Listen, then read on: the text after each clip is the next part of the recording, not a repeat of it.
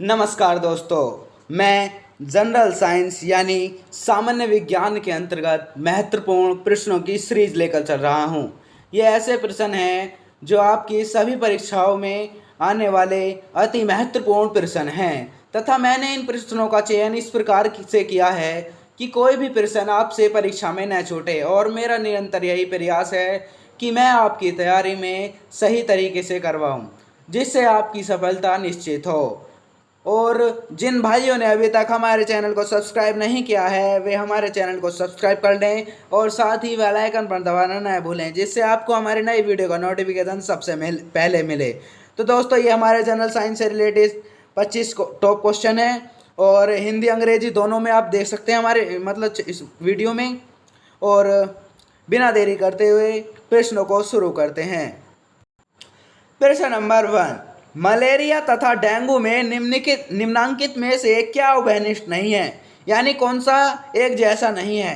Malaria तथा dengue में निम्नांकित में से क्या उभयनिष्ठ नहीं है, यानी which of the following is not common between malaria and dengue. तो दोस्तों, इसका सही उत्तर है ऑप्शन डी, करेक्ट आंसर है मच्छर प्रजाति। इन दोनों में क्या है कि मच्छर प्रजाति क्या है, उभयनिष्ठ नहीं है, मतलब कॉमन नहीं है। और इनके बारे में और देख लेते हैं कि मलेरिया और डेंगू दोनों में मच्छर प्रजाति अलग अलग है और मलेरिया रोग मादा एनाफेलिज के काटने से होता है। जो मलेरिया रोग होता है वो मादा एनाफेलिज के काटने से होता है, जबकि जो डेंगू जो ज्वर होता है वो डेंगू एंडीज प्रजाति के मादा मच्छरों के काटने से होता है। एक बार और देख लेते हैं कि जो मलेरिया रोग है ये मादा एनाफेलिज के काटने से होता है और जबकि डेंगू एंडीज प्रजाति के मादा मच्छरों के काटने से होता है। इसलिए क्या है, ये दोनों उभयनिष्ठ नहीं है, मतलब मलेरिया एंड डेंगू मच्छर प्रजाति में अलग अलग तरीके से, मतलब अलग अलग मच्छरों के काटने से होते हैं। नेक्स्ट प्रश्न देखिए। प्रश्न नंबर 2, कच्ची चीनी को रंग विहीन करने हेतु जिस चारकोल का प्रयोग किया जाता है वह है, यानी the charcoal use to decolourise raw sugar is. तो दोस्तों, इसका सही उत्तर है ऑप्शन सी, करेक्ट आंसर है एनिमल चारकोल।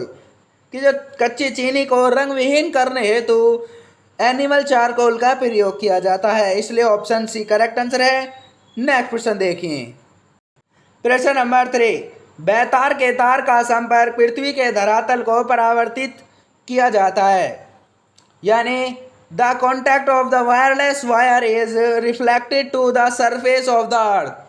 तो दोस्तों, इसका सही उत्तर है ऑप्शन सी, करेक्ट आंसर है आयनोस्फीयर द्वारा, यानी आयन मंडल द्वारा। और इसके बारे में और देख लेते हैं कि वायुमंडल का सबसे निचला भाग आयन मंडल के रूप में जाना जाता है और यह संस्तर 80 किलोमीटर से लगभग 400 किलोमीटर की ऊंचाई के मध्य स्थित है। आश्चर्यजनक विद्युतीय एवं चुंबकीय घटनाओं का घटित होना इसकी मुख्य विशेषता है। कि इस इस आयनोस्फीयर में क्या होता है कि विद्युतीय घटना और चुंबकीय घटनाओं का घटित होना इसकी मुख्य विशेषता है और पृथ्वी से प्रेषित रेडियो तरंगे इसी मंडल में परावर्तित होकर पुनः पृथ्वी पर वापस आती हैं और इसी के कारण पृथ्वी पर रेडियो प्रसारण संभव है। और इस मंडल के अभाव में रेडियो तरंगे अंतरिक्ष में जाकर विलीन हो जाती हैं और इस मंडल के अभाव में क्या होता है कि रेडियो तरंगे अंतरिक्ष में जाकर विलीन हो जाती हैं। तो दोस्तों, इसका सही उत्तर क्या होगा हमारा, बेतार के तार का संपर्क पृथ्वी के धरातल को आयनोस्फीयर द्वारा परिवर्तित किया जाता है, ऑप्शन सी करेक्ट आंसर है। नेक्स्ट क्वेश्चन देखिए। क्वेश्चन नंबर 4, निम्नांकित में से किससे टेप रिकॉर्डर की टेप लेपित रहती है, यानी the tape recorder tape is coated with which of the following.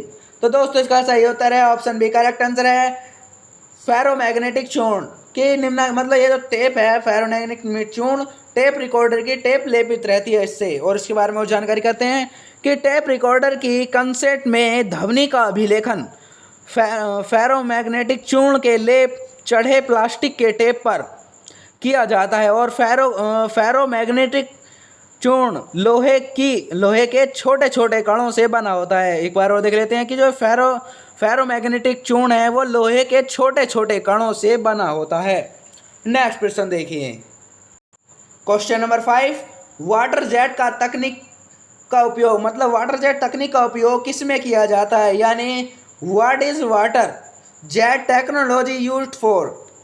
तो दोस्तों इसका सही उत्तर है ऑप्शन सी करेक्ट आंसर है अग्निशमन में, यानी वाटर जेट तकनीक का उपयोग अग्निशमन में किया जाता है। नेक्स्ट क्वेश्चन देखिए, क्वेश्चन नंबर 6, कार के इंजन में नॉकिंग से बचने के लिए निम्न में से कौन प्रयोग में लाया जाता है, यानी which of the following is used to avoid knocking in the engine of a car. तो दोस्तों इसका सही उत्तर है ऑप्शन सी करेक्ट आंसर है लेड टेट्राएथिल का प्रयोग किया जाता है कि कार के इंजन में नॉकिंग से बचने के लिए लेड टेट्राएथिल का प्रयोग किया जाता है। और इसके बारे में और देख लेते हैं कि कुछ ईंधन ऐसे होते हैं जिनका वायु मिश्रण इंजनों के सिलेंडर में ज्वलन समय के पहले हो जाता है, जिससे ऊष्मापूर्णतः कार्य में परिवर्तित न होकर धात्विक ध्वनि उत्पन्न करने में नष्ट हो जाती है। इसलिए क्या है कि सबका अलग अलग प्रकार से यूज होता है। तो कार के इंजन में नॉकिंग से बचने के लिए लेड टेट्रा का प्रयोग किया जाता है, लेड टेट्रा एथिल का प्रयोग किया जाता है।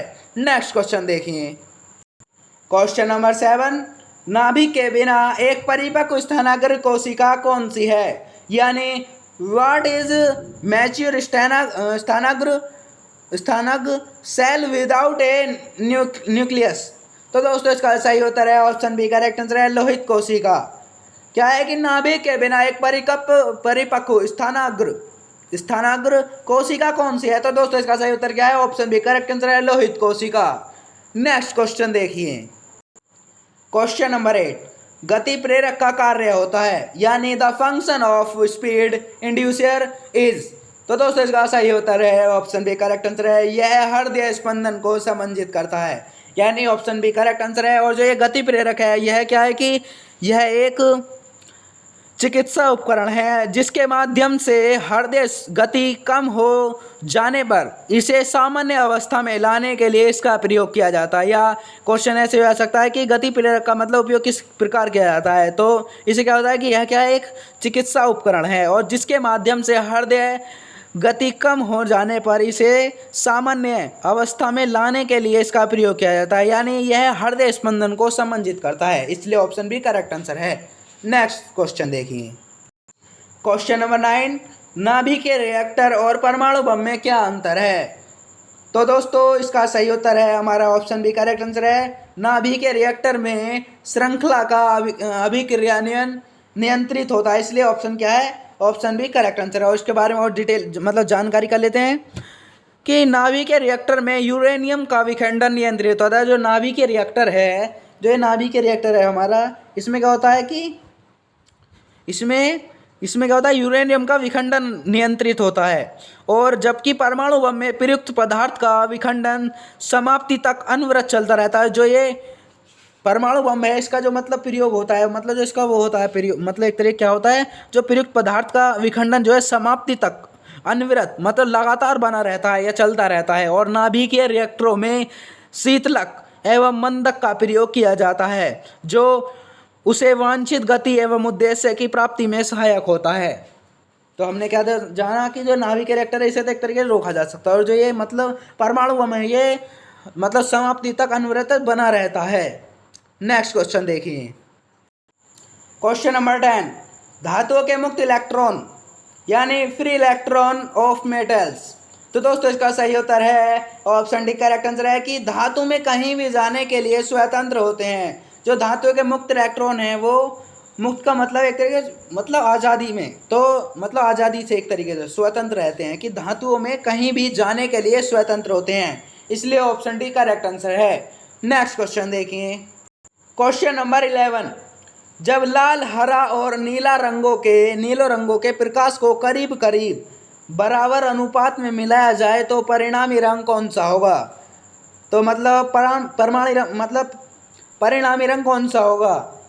तो दोस्तों इसका सही उत्तर है ऑप्शन बी करेक्ट आंसर है उजला रंग होगा इसका। एक तरीके से ये क्या है कि ये लाल यानी हमारा रेड और ग्रीन और ब्लू ये तीनों क्या है एक प्राथमिक रंग है, और जिन्हें मिलाने से क्या है कि उजला रंग बनता है। कौन सा रंग बनता है, उजला रंग बनता है। जब इन तीनों प्राथमिक रंगों को लाल हरा नीला को मिलाया जाता है तो उजला रंग बनता है, इसलिए हमारा ऑप्शन भी करेक्ट आंसर है। नेक्स्ट क्वेश्चन देखिए, क्वेश्चन नंबर 12, सिनकोना की छाल से प्राप्त औषधि को मलेरिया के उपचार के प्रयुक्त मलेरिया के उपचार के लिए प्रयुक्त किया जाता था।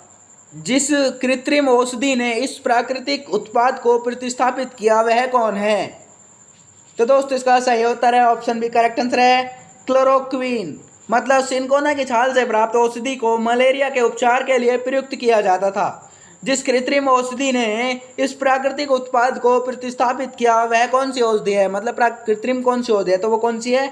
ऑप्शन बी करेक्ट आंसर है क्लोरोक्वीन। और इसके बारे में देख लेते हैं कि सिनकोना की जो छाल होती है से कुनीन तैयार किया जाता है कि मतलब जो सिनकोना की छाल है उससे क्या उसकी छाल से कुनीन तैयार किया जाता है। उसकी छाल से क्या किया जाता है दोस्तों?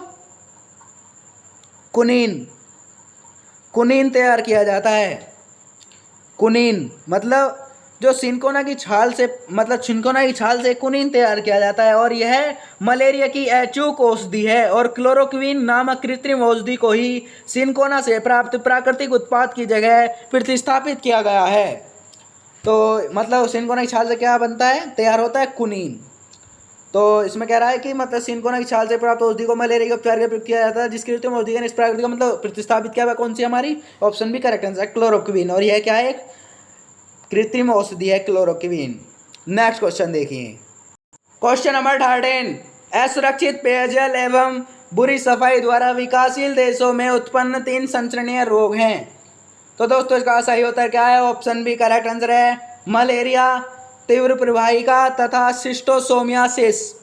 कि असुरक्षित पेयजल एवं बुरी सफाई द्वारा विकासशील देशों में उत्पन्न 3 संचरणीय रोग हैं। तो वो कौन से हैं? मलेरिया, तीव्र प्रवाहिका तथा शिस्टोसोमियासिस। इसलिए ऑप्शन बी करेक्ट आंसर है। नेक्स्ट क्वेश्चन देखिए, क्वेश्चन नंबर 14। जब रक्त में ऑक्सीजन की सांद्रता में कमी आती है तो श्वास की गति मतलब सांस लेने की गति कैसी हो जाती है? तो दोस्तों वो कैसी हो जाती है? ऑप्शन बी करेक्ट आंसर है बढ़ जाती है। यानी जब रक्त में ऑक्सीजन की सांद्रता में कमी आती है तो श्वास की गति बढ़ जाती है। इसलिए ऑप्शन बी करेक्ट आंसर है। नेक्स्ट क्वेश्चन देखिए, क्वेश्चन नंबर 15। निम्न में से कौन मस्तिष्क की कार्य प्रणाली की नकल करने वाला सबसे छोटा एवं सबसे तीव्र गति वाला कंप्यूटर होगा?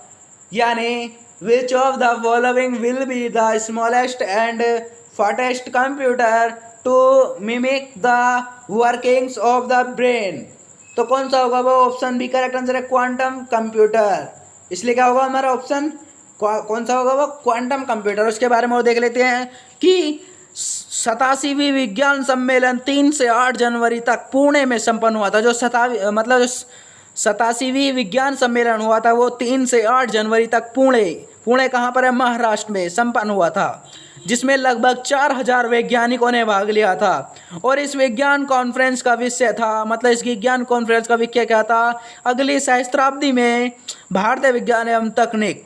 और इसी विज्ञान सम्मेलन में अमेरिका स्थित भारतीय मूल के प्रसिद्ध क्वांटम मैकेनिक्स के वैज्ञानिक प्रोफेसर जी सुदर्शन ने बताया कि अगले कुछ वर्षों में क्वांटम कंप्यूटर का विकास हो जाएगा। और यह कंप्यूटर आज के कंप्यूटरों से बेहतर, मतलब ये जो आजकल कंप्यूटर चल रहे हैं उनके मतलब आज के कंप्यूटरों से बेहतर एवं इनके द्वारा न हल करने वाली समस्याओं का समाधान करेगा। और साथ ही साथ यह संपूर्ण कंप्यूटर एक चिप पर आधारित होगा। और जो संपूर्ण कंप्यूटर होगा हमारा एक चिप पर आधारित होगा और अब तक के सभी कंप्यूटरों में शक्तिशाली होगा। मतलब अब तक जो चल रहे हैं कंप्यूटर उनमें सभी शक्तिशाली होगा, उस समय की बात है ये। और यह मानव मस्तिष्क में भी तीव्र कार्य मतलब मानव मस्तिष्क से भी तीव्र कार्य करेगा। इसलिए क्या है कि मस्तिष्क की कार्य प्रणाली की नकल करने वाला सबसे छोटा एवं सबसे तीव्र वाला कौन सा है? क्वांटम कंप्यूटर, जो कि अमेरिका के मतलब एक वैज्ञानिक थे क्वांटम, उसके आधार पर रखा गया इसका नाम क्वांटम कंप्यूटर। नेक्स्ट क्वेश्चन देखिए, क्वेश्चन नंबर 16। निकट दृष्टि वाला एक व्यक्ति 1 मीटर से अधिक दूरी नहीं देख सकता, उसे किस फोकस दूरी का अवतल लेंस का प्रयोग में लाना चाहिए? तो दोस्तों इसका सही उत्तर कौन सा होगा? ऑप्शन ए करेक्ट आंसर है 25 सेंटीमीटर। कि निकट दृष्टि दोष वाला यदि व्यक्ति है कोई, निकट दृष्टि दोष मानी इसमें क्या होता है, एक तरीके उल्टा होता है कि निकट दृष्टि दोष वाले व्यक्ति को निकट का तो साफ दिखाई देता है परंतु दूर का साफ नहीं दिखाई देता। और यदि दूर दृष्टि की बात की जाए तो दूर दृष्टि दोष वाले व्यक्ति को दूर का तो साफ दिखाई देता है परंतु निकट का मतलब पास का साफ नहीं दिखाई देता। तो हम इसमें कह रहे हैं कि निकट दृष्टि वाला एक व्यक्ति 1 मीटर से अधिक दूरी नहीं देख सकता, उसे किस फोकस दूरी का लेंस का प्रयोग किया जाना चाहिए। तो कौन सा हमारा ऑप्शन ए करेक्ट आंसर है 25 सेंटीमीटर। नेक्स्ट क्वेश्चन देखिए, क्वेश्चन नंबर 17, 400 मिलीलीटर एसिटिलीन को पूर्ण रूप से जलाने हेतु तो ऑक्सीजन की कितनी मात्रा चाहिए, यानी 400 millilitre how much oxygen is needed to completely burn acetylene. तो दोस्तों इसका सही उत्तर है ऑप्शन डी, करेक्ट आंसर है 1000 मिलीलीटर।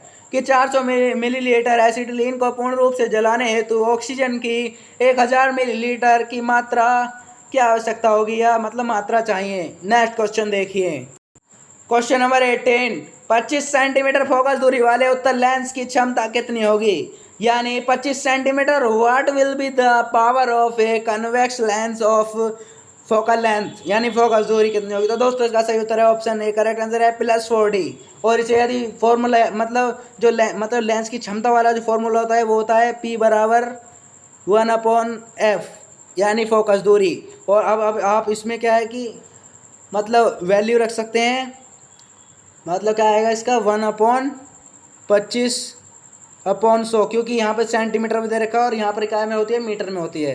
तो इसमें 100 से भाग दे देंगे और ये प्लस का चिन्ह है इसमें, और तो मतलब इसे आगे पीछे करें क्या आ जाएगा हमारा +40, क्योंकि ये 25 क्या हो जाएगा, ये ऊपर चला जाएगा। यहाँ से दोबारा से देख लेते हैं एक बार, और थोड़ी जगह कम पड़ गई है कि यहाँ पे क्या है प्लस का चिन्ह है और ये मतलब 25 कहाँ पहुँच जाएगा, मतलब इसके नीचे यदि 1 मान लिया जाए तो ये तो यहाँ जाएगा और ये ऊपर पहुँच जाएगा 100। तो 25 से 100 कितनी बार कट जाएगा, 4 बार। तो F बराबर कितना आ जाएगा, F बराबर आ जाएगा +4। F बराबर कितना आ जाएगा +4। तो इसलिए हमारा ऑप्शन क्या होगा, ऑप्शन ए करेक्ट आंसर है, यानी 4D यानी डायोप्टर। और ये जो मतलब क्षमता का जो मतलब वो होता है मात्रक, वो क्या होता है डायोप्टर, इसलिए यहाँ पर डी आ रहा है। तो इसमें घबराने वाली कोई बात नहीं है, ये फॉर्मूला आपको याद होना चाहिए कि लेंस की क्षमता मतलब P बराबर 1/f। तो मतलब क्या होती है, मतलब प्लस का मतलब ये सेंटीमीटर में दे रखा है, हमें मीटर में देखनी है। तो ये इस तरीके से कर दो, 100 से भाग करके इधर से ऊपर नीचे कर दो, तो हमारे क्या जाए +4। और ये जो डी आ रहा है ये होता है डायोप्टर। तो इसमें भी कोई गप्ता नहीं, मतलब लेंस की क्षमता का यदि मात्रक पूछता है तो कौन सा होता है, वो डायोप्टर। इसलिए हमारा ऑप्शन ए करेक्ट आंसर है। नेक्स्ट क्वेश्चन देखिए, क्वेश्चन नंबर 19, यदि एक सरल लोलक की लंबाई 2 गुनी कर दी जाए तो उसके आवर्तकाल कैसा होगा। तो दोस्तों मतलब if the length of a simple pendulum is double what will be it's time period.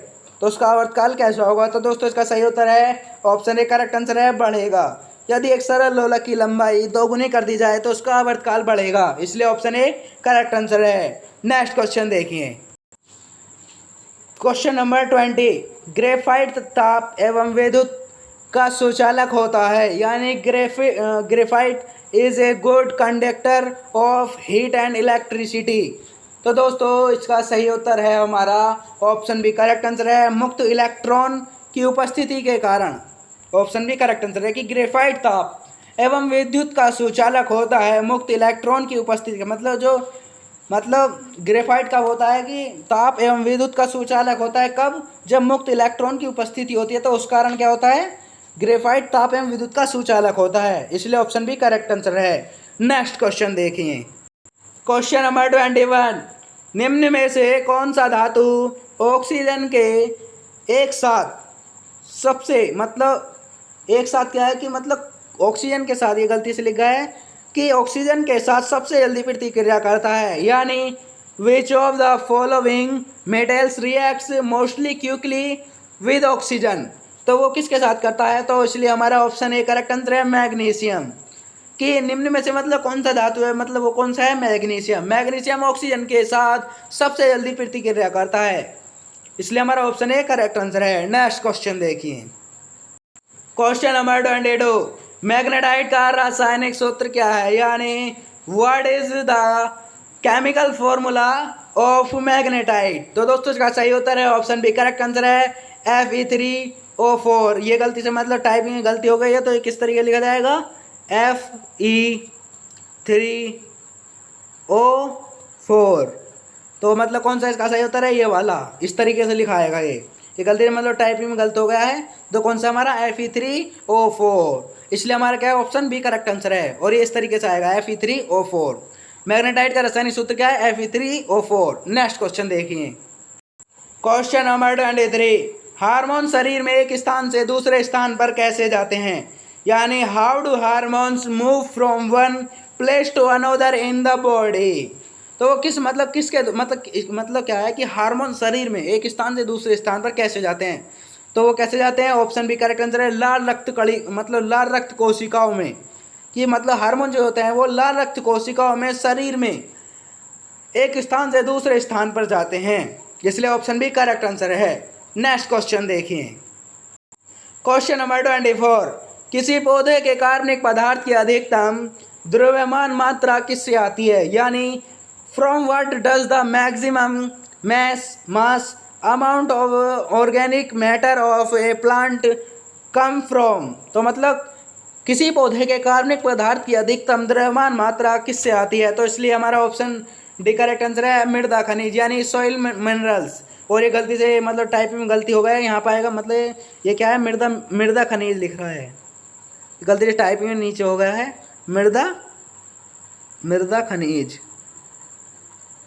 इस तरीके से आएगा। और ये इंग्लिश में लिख रहा है सॉइल मिनरल्स, इसलिए हमारा ऑप्शन क्या है, सॉइल मिनरल्स करेक्ट आंसर है। कि किसी पौधे के कार्बनिक पदार्थ की अधिकतम द्रव्यमान मात्रा जो आती है वो मृदा खनिज आती है, मतलब मिट्टी के सहारे से आती है। मृदा खनिज जो होते हैं मतलब मिट्टी में जो खनिज पाए जाते हैं उनसे क्या है, किसी पौधे मतलब कोई भी पौधा है तो उसमें क्या है, कार्बनिक पदार्थ की अधिकतम द्रव्यमान मात्रा मृदा खनिज से आते हैं, मतलब जो मृदा में खनिज पाए जाते हैं, जैसे लोहे हुआ, कई तरह की चीज़ पाए जाते हैं। तो नेक्स्ट क्वेश्चन देखिए, क्वेश्चन नंबर 25, पिट्यूटरी ग्रंथि के हार्मोन है, यानी the hormones of pituitary glands are. तो मतलब कौन से हैं वो, ऑप्शन डी करेक्ट आंसर है, प्रोटीन, स्टेरॉइड्स और कार्बोहाइड्रेट्स से निर्मित मिश्रित पदार्थ। जो मतलब पिट्यूटरी ग्लैंड के जो हार्मोन पाए जाते हैं, मतलब जो हार्मोन है वो प्रोटीन के होते हैं एक तरीके से, और स्टेरॉइड के एवं कार्बोहाइड्रेट से निर्मित मिश्रित पदार्थ के बने होते हैं। जो पिट्यूटरी ग्लैंड के मतलब जो पिट्यूटरी ग्रंथि के हार्मोन होते हैं वो प्रोटीन, स्टेरॉइड एवं कार्बोहाइड्रेट से निर्मित पदार्थ होते हैं, मतलब पदार्थ से बने होते हैं। तो दोस्तों हमारे मतलब ये मतलब क्वेश्चन मतलब 25 क्वेश्चनों की सीरीज समाप्त हो चुकी है। नेक्स्ट वीडियो लेकर हम फिर प्रस्तुत होंगे, तब तक के लिए जय हिंद, जय भारत, थैंक्स फॉर वॉचिंग। और हमारे चैनल को सब्सक्राइब करने के लिए आप हमारे निश्चित तैयारी के लिए हमारे चैनल को सब्सक्राइब करें, साथ ही बेल आइकन में दबाना ना भूलें, जिससे आपको हमारी नई वीडियो नोटिफिकेशन सबसे पहले मिले। देखने के लिए थैंक यू सो मच।